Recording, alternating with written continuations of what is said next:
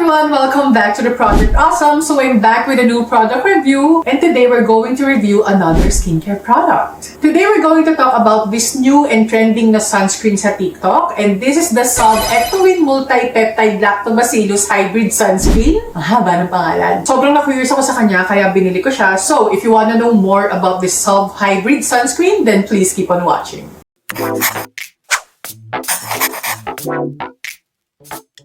Suave Ectowin Multi-Peptide Lactobacillus Hybrid Sunscreen. Pangalan pa lang ng product, sobrang giveaway na kung anong klaseng sunscreen siya at kung anong benefits yung makukuha mo sa kanya. Kita nyo yan, ang ganda ng packaging and ng component, diba? I love the color and gustong-gusto ko yung iridescent touch dyan, pero overall, ang clean pa rin niyang tignan. Tapos ito, squeezable tube lang siya, meron lang siyang nozzle dyan. Isa sa nagustuhan ko dito sa Suave sunscreen na to, kumpleto na yata yung details and information dito sa box pa lang niya. Actually, yung ibang nakasulat dito, nakalagay din sa mismong component niya. Very thoughtful. Ayan, this has UVA and UVB protection na, so para na siyang broad spectrum with SPF 50+, PA++++, and anti-aging and hydrating daw siya with photo-aging and pollutant defense technology. Tapos nakalagay din dito na fragrance-free, sweat-resistant, and dermatologically tested na din siya. So this Suave Hybrid Sunscreen contains 50 ml of the product or 1.69 fluid ounce. Tapos, sa likod at gilid, sa magkabilang gilid ng box, marami pa rin information kayong makukuha. So, andito sa gilid yung how to use, yung mga storage niya, kung paano siya i-store, precautions, and more info about the main ingredients. And then dito sa likod, they included the description of the product formula, like kung ano yung physical appearance niya. So, this is opaque gel cream daw. Tapos, nakalagay din dito kung ano yung color niya, which is white or off-white. Tapos, yung scent niya na mamaya natin pag-uusapan, yung pH level niya, and nakalagay dito balanced. And also, yung viscosity niya, or parang yung pinaka-texture niya, which is thick daw. Sa bandang baba, nandun yung complete list ng ingredients, pero ang nakakatuwa dito,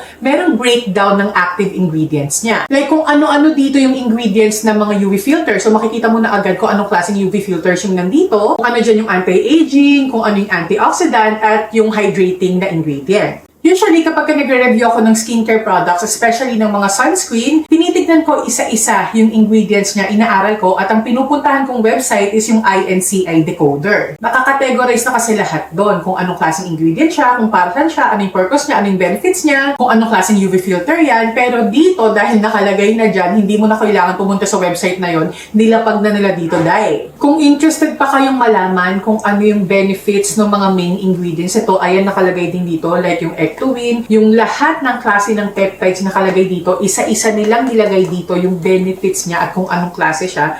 Grabe, nakakatuwa talaga. This Suave sunscreen is very thoughtful talaga. Ang galing ng pagka-produce sa kanya. So this Suave sunscreen is considered a hybrid sunscreen kasi it contains both chemical and physical UV filters. Basahin ko lang, yung chemical filters niya are ethyl hexyl methoxycinnamate, butyl methoxydibenzoyl methane, ang hirap kabisaduhin ng haba, and octocrylene na naging controversial ingredient before. Tapos, yung physical UV filter naman niya, isa lang, and it's the titanium dioxide. Tapos, ayun nga, 3-in-1 siya kasi meron siyang Ectowin, Multi-Peptide, and Lactobacillus. Yung Ectowin, tama ba yung banggit ko? Basta yun. It's a powerful skincare ingredient daw na nakakatulong para ma-protect and ma-strengthen yung skin barrier natin. So, yung Ectowin, yung mga peptides, yung Lactobacillus, and niacinamide, yun yung mga classified na ingredients as anti-aging. Sa antioxidants naman, yun yung iba't ibang klase ng mga fruit extract, flower extract, root extract, and kasama din dito yung vitamin E and lecithin. Grabe, powerhouse ingredients talaga, no? Pagdating naman sa hydration, yun yung sodium hyaluronate and yung glycerin. And ngayon ko lang napansin, meron din pala ditong anti-irritant, so yun yung ingredient na allantoin. Nakalagay dito sa box na use the 3-finger method daw, so dito nyo lalagyan sa 3 fingers ng sunscreen, tapos enough na daw yun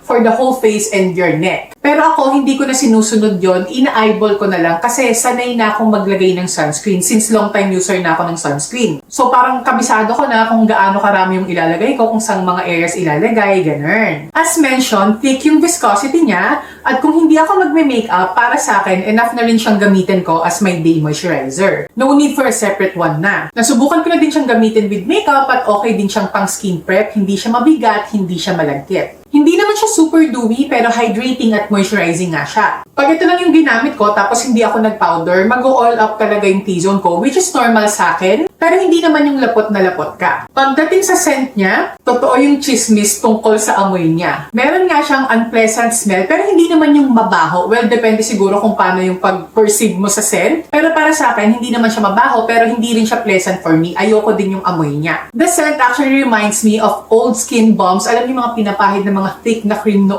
unang panahon talaga. Nung mga dating panahon pa, nung mga kabataan ko na parang nabibili sa mga Chinese drugstore. Parang ganun yung naaalala ko sa kanya. Parang mga old thick na balm, old thick na mga salves, ganon. Hindi ko lang talaga bet yung amoy niya, pero after a few minutes naman na spread out mo na siya skin mo, nawawala na din yun. Hindi mo na rin talaga mapapansin yung amoy niya or baka talagang nawawala na din yung amoy niyang yon. Ganon kasi talaga kapag fragrance-free yung mga skincare, maamoy mo talaga yung parang amoy chemicals ng mga ingredients and parang amoy science lab, ganon, yung mga fragrance-free na products. Overall, it's an okay sunscreen for me. It's a decent sunscreen, tsaka maganda rin naman talaga yung mga ingredients na nandito. Pero actually, wala namang super special about this sunscreen compared sa mga ibang sunscreens na nagamit ko na. And meron akong ibang sunscreens na mas gusto ko compared dito. Ang nakakatuwa lang siguro sa kanya na parang kakaiba yung halos complete na yung detalye sa packaging at component niya. So parang wow, okay to parang ganon. And nakaka-attract din kasi talaga na nakalagay na dyan kung ano yung mga main ingredients niya. Ectowin multipeptide lactobacillus, talagang bonggang ingredients yan. Pero yung performance nila sa akin, parang sakto lang din naman. Actually, nakita ko meron na pala silang tinted sunscreen. Nung binili ko to, kinabukasan ko nakita na meron silang tinted sunscreen na. So, I might try that next kasi mas kailangan ko ang tinted sunscreen compared sa mga non-tinted sunscreen. So, that's it for my review on the Salt Hybrid Sunscreen. Kung meron pa kayong gustong malaman sa product na to na hindi ko nabanggit dito, mag-comment lang kayo sa baba. And of course, marami kayong mapapanood na reviews, especially sa TikTok, para malaman nyo rin yung effect nito sa iba't ibang mga consumers and mga influencers. Ang daming sunscreens na gusto ko pang itry, so i-review natin yung mga yan soon. Hindi ko pa alam kung ano sila, basta marami sila. So ayun, sana nakatulong sa inyo itong video na to at sana nag-enjoy po kayo sa panonood. And please, if you're not yet subscribed here in my YouTube channel, please do subscribe for more videos like this and don't forget to hit that notification bell para ma-notify kayo pag meron tayong mga bagong videos kagaya nito.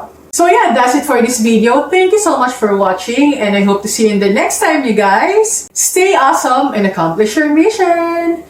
Bye!